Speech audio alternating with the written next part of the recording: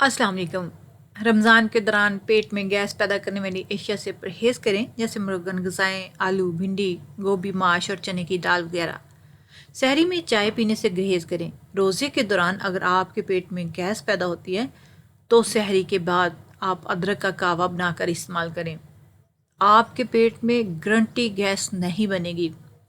अदरक के कहवे बनाने का तरीका: एक देचकी ले लें, इसमें 1.5 कप पानी डालें और फिर इसको चूल्हे पे चढ़ा दें।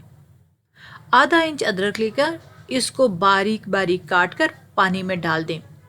फिर पानी को अच्छे से पकाएं। जब पानी 1 कप रह जाए तो इसको उतार कर इसमें हस्बे ज़ायका चीनी डालकर पी लें। गैस का मसला ख़त्म हो जाएगा और वाई बादी भी। सहरी के वक्त रात की बची हुई रोटी दही के साथ खाएं या इसको बारीक चूरा बना के दही के अंदर डाल के खाएं। इससे पूरा दिन भूख नहीं लगेगी और रोज़े की हालत में कमज़ोरी, सुस्ती महसूस नहीं होगी। अफ्तार के फ़ौरन बाद ठंडा पानी पीने से मैदे में गैस और जिगर में वर्म का ख़तरा बढ़ जाता है। रमज़ान में अफ्तार के फ़ौरन बाद वर्जिश या जिम करना नुकसानदेह है। रमज़ान में जिस्म के निज़ाम में तब्दीली हो जाती है, इसलिए वो सहरी से कबल या अफ्तार खाने के 2 घंटे के बाद आप वर्जिश या जिम कर सकते हैं। अफ्तारी में ऐसे फलों का इस्तेमाल करें जिसमें पानी की मकदार ज़्यादा से ज़्यादा हो, मसलन तरबूज, खरबूज, अंगूर वगैरह। खजूर या अंजीर से रोज़ा अफ्तार करें।